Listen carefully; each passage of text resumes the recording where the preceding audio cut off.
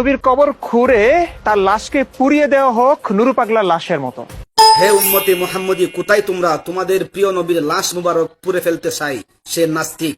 এখন প্রশাসন কোনো জবাব দিবে না, কোনো কথা বলবে না, তাদেরকে গ্রেফতার করবে না, ফাঁসি দিবে না। যখনই আবার সেই নবীর উম্মতরা ক্ষিপ্ত হয়ে যখন ওই সমস্ত নাস্তিকদের বিচার হাতে করবি, তখন প্রশাসন তাদেরকে আমাদেরকে গ্রেফতার করতে আসবে।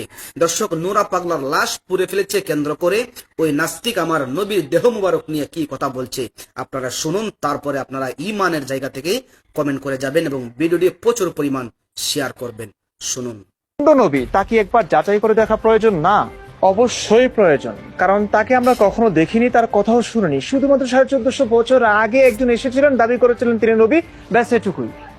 এখন প্রশ্ন হলো, এই যুগে তিনি সত্য না মিথ্যে নবী, সেটা আসলে কিভাবে প্রমাণ করব? আছে, পন্থা আছে। সমস্ত আলেমদের কথা, নবী তার রওজা শরীফে সশরীরে জীবিত আছেন।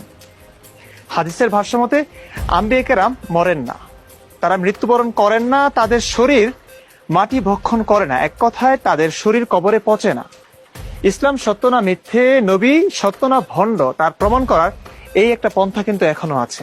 আমি বলছি না নবীর কবর খুঁড়ে তার লাশকে পুড়িয়ে দেওয়া হোক নুরু পাগলার লাশের মতো, না। আমি শুধু বলছি তার কবর খুঁড়ে দেখা হোক তিনি জীবিত আছেন না নেই। যদি জীবিত থাকেন ভালো কথা, আসসালামু আলাইকুম নবী, সালাম দিয়ে চলে আসবো, পুরো পৃথিবীকে দেখিয়ে দিব, হ্যাঁ আমাদের নবীজি সত্য বলেছিলেন, তিনি সত্য নবী, ভণ্ড না।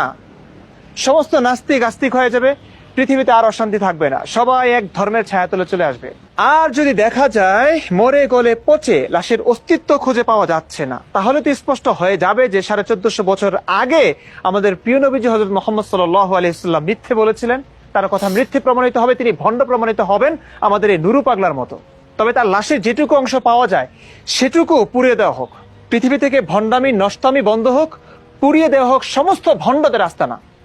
আল্লাহ, কি বলবো, কি করব, বাসা নাই, শক্তি নাই। আল্লাহ, তুমি তোমার নবীর ইজ্জতের হেফাজতে, আল্লাহ তুমি যথেষ্ট। আল্লাহ, তুমি তাদেরকে এমন বিচার করো যাতে পৃথিবীবাসী চিরদিনের জন্য শিক্ষা নিতে পারে।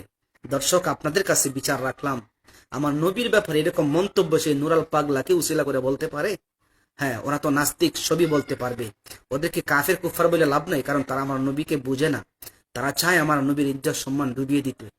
দর্শক, কি উদাহরণগুলো সে দিচ্ছে চিন্তা করছেন? সে কি প্রশ্নগুলা তুলছে, আবার চ্যালেঞ্জ করছে, কি উদাহরণগুলা দিচ্ছে একটু চিন্তা করছেন? আস্তাগফিরুল্লাহ, আস্তাগফিরুল্লাহ। দর্শক, প্রচুর পরিমাণে শেয়ার করবেন, আপনাদের ঈমানের জায়গা থেকে একটা কমেন্ট করে যাবেন। আসসালামু আলাইকুম।